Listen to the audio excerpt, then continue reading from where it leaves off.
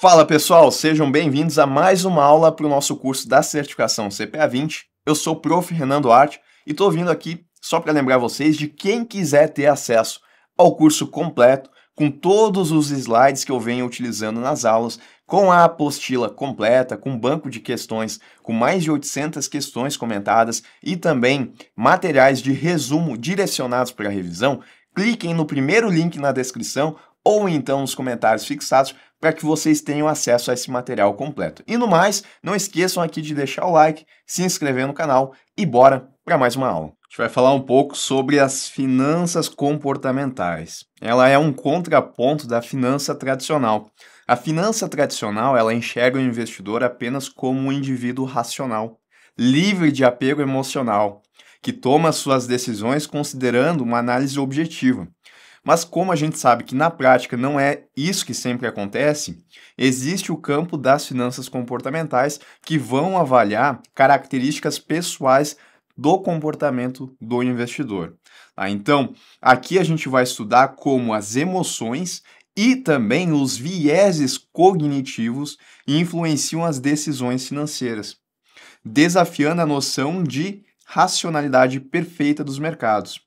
Então, quando eu falo de racionalidade, eu vou marcar aqui. Quando eu falo de racionalidade, lembrem que aí eu estou falando das finanças tradicionais. O investidor, ele apresenta diversos comportamentos não racionais, como aversão à perda e excesso de confiança, assim como toma suas decisões de investimento com base em preferências pessoais e experiências anteriores. E isso daqui, então, se refere ao conceito de finanças comportamentais.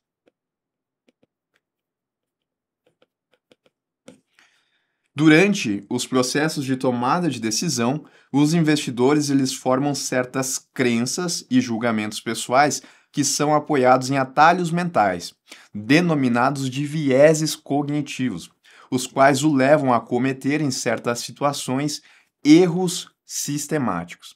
Sim, tá? A gente vai estudar, então, quais são esses vieses cognitivos, dado que os investidores, eles tomam algumas decisões por conta desses atalhos mentais. Essas decisões elas são importantes na nossa vida porque muitas vezes a gente toma uma decisão sem ter que pensar na situação como um todo. A gente vai pelo caminho mais rápido. Mas dentro da finança comportamental isso pode apresentar algum tipo de erro e que pode prejudicar, sim, os ganhos desse investidor. Nesse contexto, então, a gente estuda as heurísticas, tá? Que são atalhos mentais, que são estratégias que ignoram parte da informação com o objetivo de tornar a escolha mais fácil e rápida, ou seja, é o investidor agindo pela emoção e ignorando aspectos racionais da escolha. Quais são as heurísticas, então? A gente tem disponibilidade, representatividade, ancoragem e aversão à perda. Essas heurísticas elas podem levar aos chamados erros sistemáticos, que é quando o investidor ele vai tomar decisões enviesadas, quando ele utiliza esses atalhos mentais e não enxerga a situação como um todo, não faz uma análise da situação como um todo. Ele vai por esse atalho e, por conta disso, então, ele pode tomar algumas decisões que vão ser enviesadas. Vamos começar falando sobre a disponibilidade, que é uma dessas heurísticas. Bom, essa daqui ela ocorre quando as pessoas julgam a probabilidade de um evento com base na facilidade com que podem lembrar de exemplos ou informações relacionadas. O conceito é meio difícil de entender, mas olha pelo exemplo. Se o investidor ele ouve frequentemente notícias sobre quedas do mercado de ações, ele pode superestimar a probabilidade de uma crise financeira. Isso porque na disponibilidade as pessoas elas vão julgar a probabilidade de um evento acontecer com base na facilidade com que eles podem lembrar de exemplos. Então o cara acabou de receber a notícia de que está acontecendo queda nas ações. Então ele vai achar que por conta disso, se ele estiver usando a disponibilidade como heurística, né, isso obviamente de maneira inconsciente, não é ele que escolheu fazer isso, mas a mente dele trabalha dessa forma. Ele acaba lembrando desse exemplo e ele julga então como de maior probabilidade a queda de outras ações, talvez até ações que ele tem em seu portfólio. E aí, o que que ele vai poder fazer? Ele vai, então, daqui a pouco, vender as ações que ele tem com medo de que elas também passem por esse processo de queda. E aí ele pode ter cometido um erro sistemático, porque ele não avaliou a situação, ele não avaliou se realmente as ações que ele tem no portfólio dele realmente podem cair. Não, ele foi pela facilidade com que ele lembrou dessa crise financeira e acabou tomando essa decisão. Tá? Então, quando a gente fala da disponibilidade, o viés cognitivo que a gente tem aqui é o viés da recuperabilidade de exemplos, né? Aqueles que estão mais presentes. Uma outra heurística é o da representatividade. Essa daqui ela envolve julgar a probabilidade de um evento com base em quão bem ele se encaixa em nossas expectativas ou estereótipos pré-existentes, sem considerar a probabilidade real.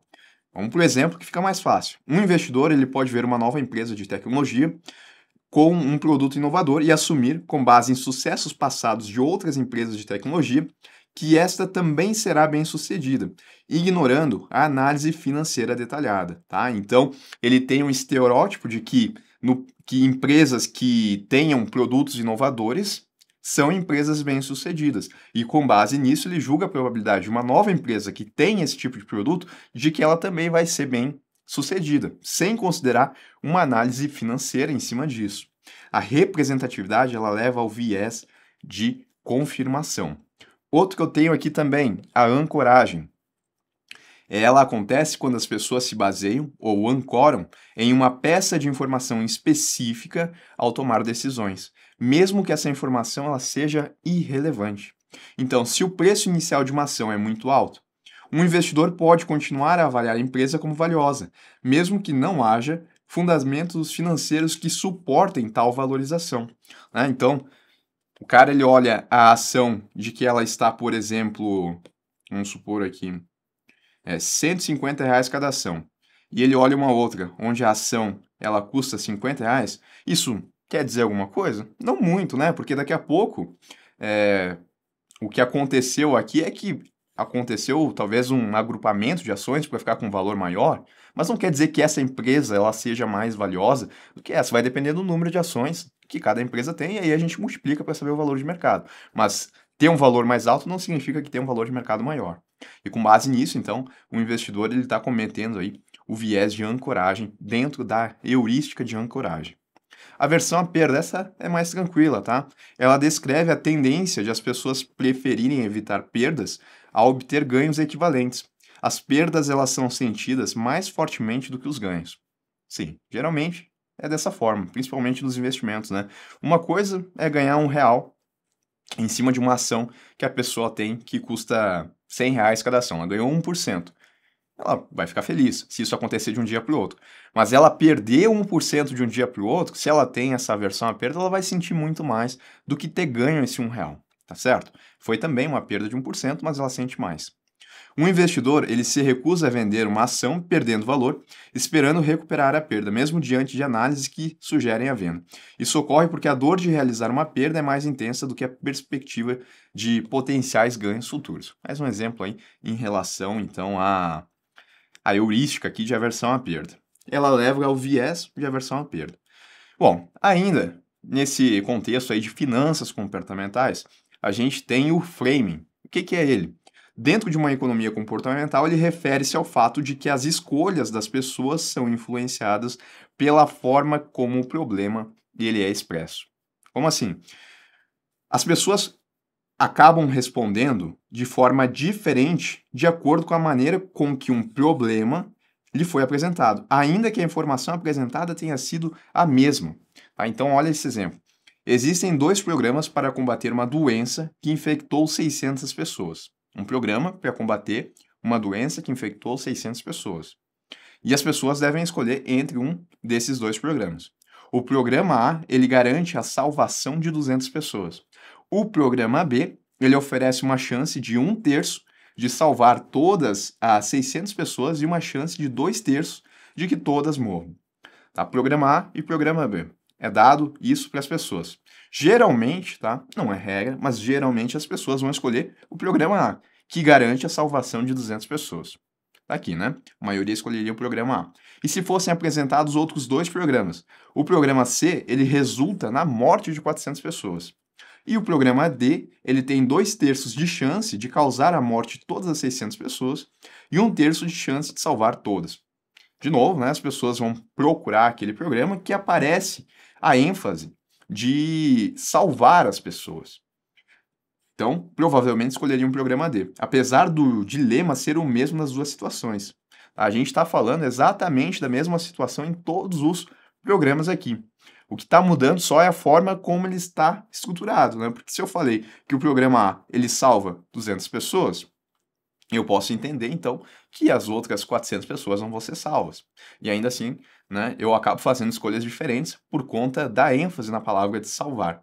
O que muda é a forma como o problema é apresentado. No segundo caso, a ênfase nas mortes evitadas e não nas vidas salvas. Tá bom? Em relação a finanças comportamentais, o importante, então, é a gente pegar esse conceito das heurísticas, as principais aqui, e também esse conceito do framing, tá? Então, as heurísticas aí, disponibilidade, né, julgar a probabilidade com base na facilidade de ter um exemplo disponível ali, representatividade, que é utilizar estereótipos para também inflar a probabilidade de um evento acontecer, ancoragem, se basear em uma informação específica na hora de tomar decisões. A aversão à perda é mais tranquila, né? Aquela pessoa que ela tem, então, maior sofrimento quando ela sente uma perda do que ela tem no ganho. E o framing, ele lida, então, que, na verdade, ele diz que as pessoas elas tomam decisões diferentes de acordo como um determinado problema ele é estruturado. E aí, a maneira como a gente vai colocar esses dados pode ser um diferencial na hora de saber se a pessoa vai escolher algo ou se não vai escolher. Pensando no investimento, né, como que a pessoa vai colocar esses dados, por exemplo, pode mudar a forma como o investidor vai ou não escolher esse determinado investimento.